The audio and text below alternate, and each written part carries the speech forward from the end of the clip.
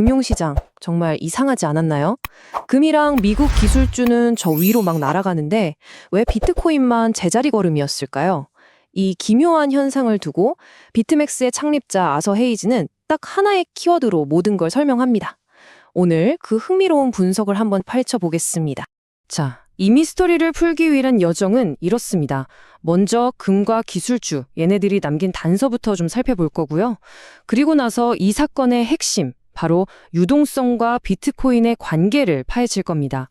마지막엔 이 모든 걸 종합해서 아서 헤이즈가 그리는 2026년의 큰 그림은 뭔지 거기까지 쭉 따라가 보시죠. 좋습니다. 그럼 바로 본론으로 들어가서 2025년 시장을 뒤흔들었던 그 미스터리부터 한번 들여다보죠. 도대체 왜 자산들이 이렇게 다 따로 놀았을까요? 바로 이 질문입니다. 2025년에 투자하셨던 분들은 정말 혼란스러우셨을 거예요. 아니, 시장의 룰이 완전히 바뀐 것 같았잖아요. 그쵸? 이렇게 정반대로 움직인 배경에 과연 어떤 거대한 힘이 있었던 걸까요?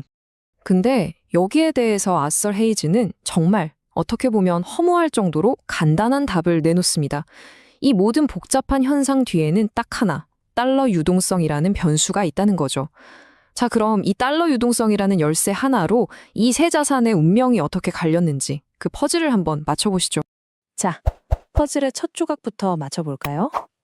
일단 잘 나갔던 애들부터 한번 봅시다. 금하고 기술주, 얘네는 뭐가 그렇게 특별했을까요? 이 표를 보시면 진짜 재밌는 게 금하고 기술주가 왜 올랐는지는 답이 딱 나와 있어요. 금은 중앙은행들이 사줬고 기술주는 AI가 국가적으로 중요하니까 밀어줬다는 거죠. 근데 보세요. 비트코인 칸은 텅 비어있는 물음표. 그쵸? 바로 저 물음표를 채우는 게 이번 분석의 핵심입니다. 헤이즈가 보는 금의 스토리는 우리가 아는 거랑 좀 달라요. 그냥 인플레이션 때문에 올랐다. 이게 아니라는 거죠. 생각해보세요. 2008년 금융위기, 그리고 2022년에 러시아 자산 동결되는 거 보면서 전 세계 중앙은행들이 무슨 생각을 했을까요? 아, 미국 국채도 이제 안전하지 않구나. 이걸 깨달은 거예요. 그래서 대안으로 금을 싸모으기 시작한 거죠. 중요한 건 이 사람들이 가격을 보고 사는 게 아니에요. 그냥 꾸준히 묻지도 따지지도 않고 사는 가격에 둔감한 큰손들이라는 거죠. 그러니까 시장에 돈이 좀 마르는 상황에서도 금값은 계속 오를 수 있었던 겁니다. 미국 기술주는 또 완전 다른 스토리예요. 특히 AI. 이건 이제 그냥 산업이 아니라 미국 입장에서는 국가의 명운이 걸린 전략 무기 같은 게 된 거죠. 그러니까 시장 논리랑 상관없이 그냥 국가적인 목표를 위해서 돈을 쏟아붓는 겁니다. 뭐랄까, 시장 전체에 가뭄이 와도 여기에는 정부가 직접 물을 대주는 셈이죠. 그러니 달러 유동성이 줄어드는 거랑 상관없이 혼자서 쌩쌩 달릴 수 있었던 거예요. 그럼 이제 드디어 주인공 차례입니다. 미스테리의 중심, 비트코인. 왜 이 친구만 금이나 기술주랑 다른 길을 갔는지 이제 그 진짜 이유를 알아볼 시간입니다. 그 해답의 열쇠가 바로 달러 유동성인데 이게 뭔지부터 확실히 짚고 가야 돼요.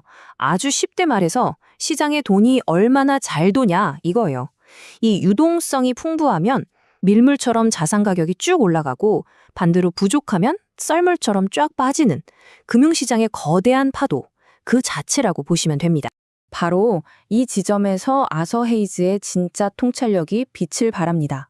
그가 비트코인을 뭐라고 정의하냐면요. 통화 기술로서 달러 유동성이 늘고 주는 것에 가장 민감하게 반응하는 자산이다. 이렇게 말해요. 이게 무슨 뜻이겠어요? 다른 자산들과 달리 비트코인은 오로지 이 달러 유동성이라는 파도에만 몸을 맡기고 있다는 거죠. 아주 정직하게요. 그러니까 2025년에 무슨 일이 있었겠어요? 예상치 못한 신용 충격이 터지면서 시장의 돈줄이 확 말라버렸잖아요. 아까 말한 그 유동성 파도가 썰물처럼 빠져나간 거예요. 그럼 누가 제일 먼저 타격을 받을까요?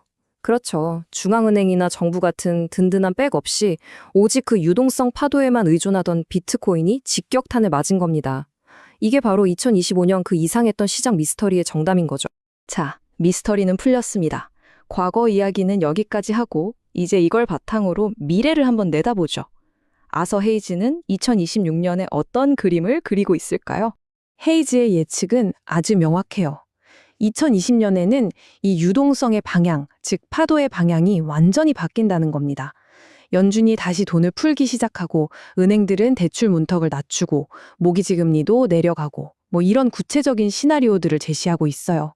결국 이 모든 것들이 합쳐져서 시장에 다시 돈이 넘쳐나는 그런 신용 확장이 올 거라는 거죠. 아니, 근데 미국이 왜 갑자기 돈을 풀까요? 헤이즈는 이게 선택이 아니라고 봐요.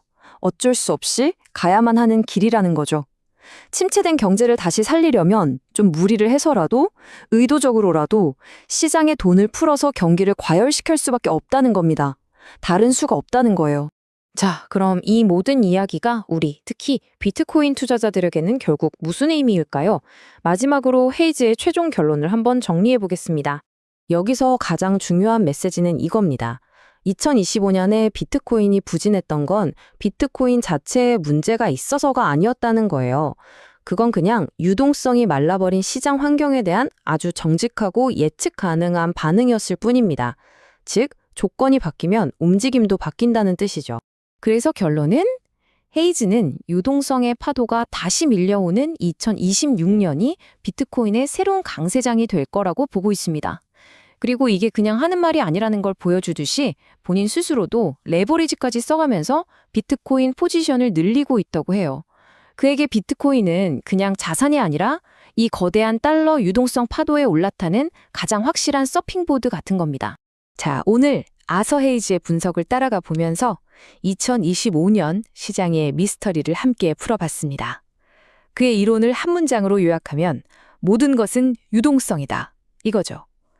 그렇다면 이 질문을 마지막으로 남겨두고 싶습니다. 과연 그의 예측대로 2026년 그 거대한 유동성의 파도는 정말 다시 우리 곁으로 돌아올까요? 그 답은 앞으로의 시장이 직접 증명해 주겠죠.